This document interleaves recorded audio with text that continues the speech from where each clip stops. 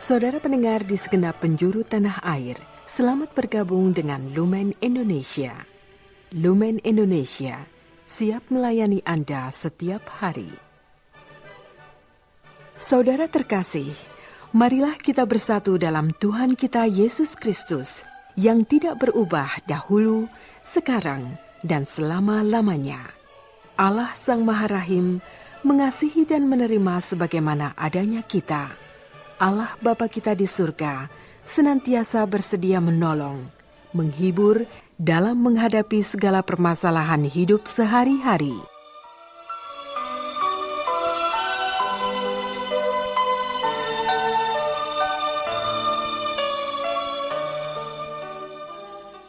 Saudara-saudari, marilah kita mendengarkan renungan dengan judul Bagaimana Cara Menerima Rahmat.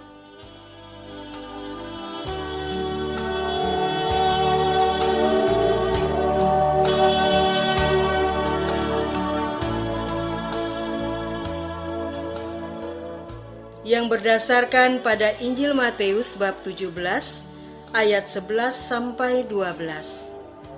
Yesus berkata, "Memang Elia akan datang dan memulihkan segala sesuatu. Dan aku berkata kepadamu, Elia sudah datang, tetapi orang tidak mengenal dia dan memperlakukannya menurut kehendak mereka. Demikian juga Anak Manusia akan menderita oleh mereka."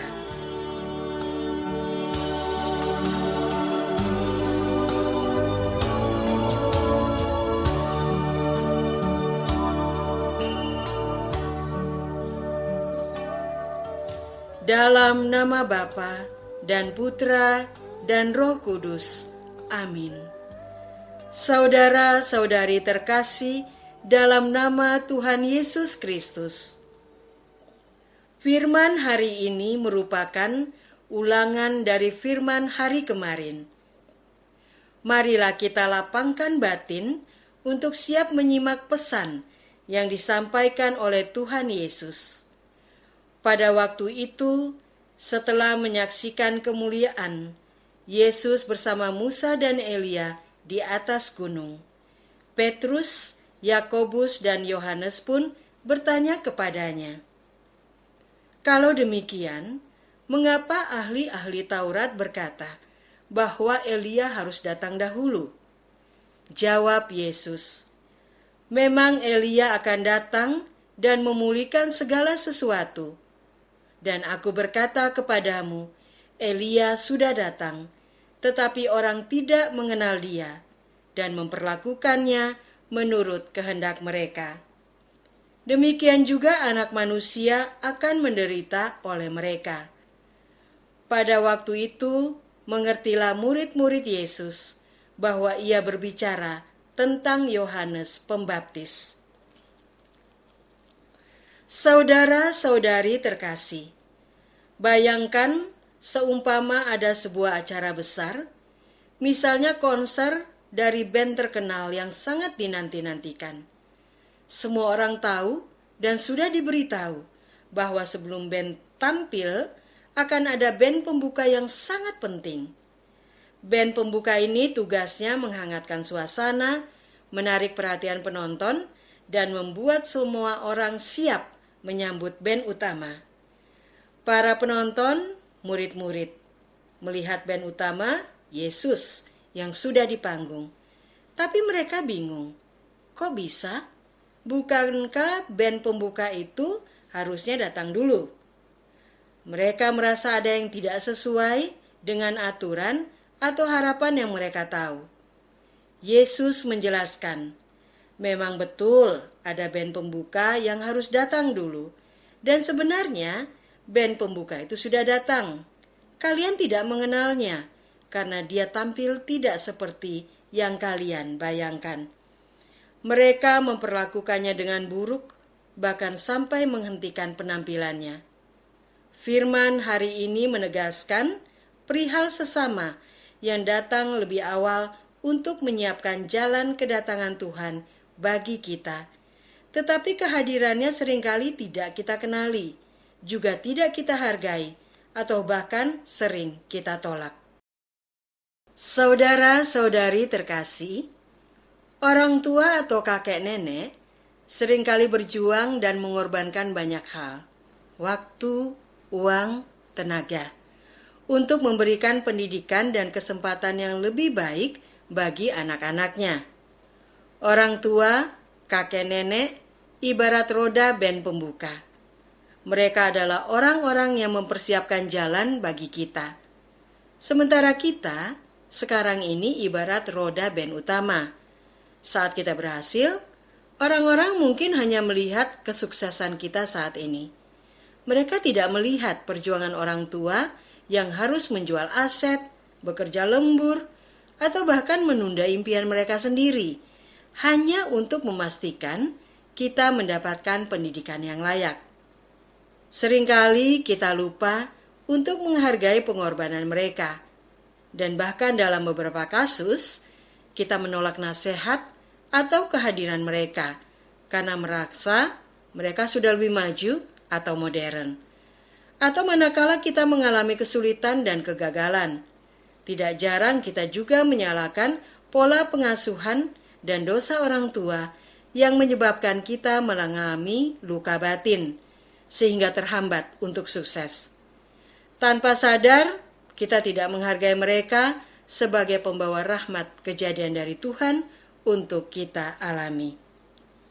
Saudara-saudari terkasih, tidak ada orang tua yang sempurna, dan niat jahat jarang menjadi penyebab. Setiap orang tua pasti pernah membuat kesalahan, sama seperti kita. Penting untuk membedakan antara niat baik mereka yang umumnya ingin terbaik untuk kita, dengan cara mereka yang tidak sempurna. Rasa sakit yang kita alami seringkali muncul bukan dari niat-niat jahat, melainkan dari keterbatasan pengetahuan, pengalaman, atau bahkan pandangan mereka sebagai alat yang digunakan Tuhan untuk menghadirkan mereka di dunia. Pengorbanan mereka meskipun tidak sempurna adalah wujud kasih yang paling nyata. Lalu bagaimana kita dapat mengalami kasih Tuhan melalui ketidaksempurnaan mereka? Salah satu manifestasi kasih Tuhan yang paling kuat adalah anugerah untuk memaafkan. Memaafkan orang tua yang melukai bukanlah hal yang mudah. Itu adalah proses yang panjang dan menyakitkan. Namun kita menerima kasih dan pengampunan Tuhan untuk diri kita sendiri. Kita akan mendapatkan kekuatan untuk memaafkan orang lain.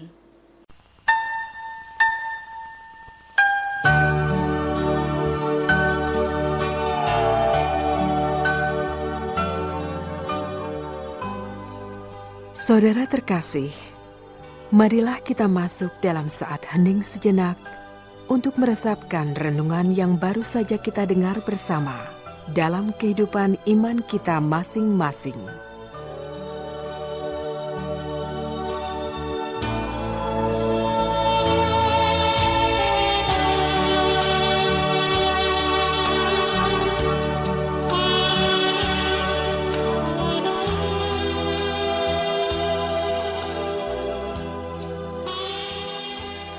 Siapakah sosok pembuka jalan berkat yang masih kita tolak dan tidak kita hargai? Marilah kita berdoa.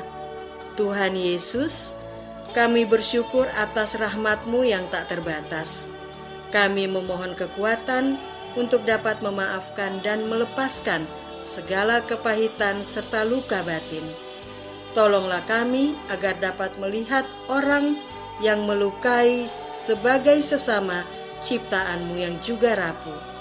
Bimbinglah kami untuk senantiasa mengasihi dan menghargai mereka, seperti Engkau telah mengasihi kami terlebih dahulu. Amin. Semoga kita semua selalu dinaungi dan dibimbing oleh berkat Allah yang Maha Kuasa, Bapa dan Putra dan Roh Kudus. Amin.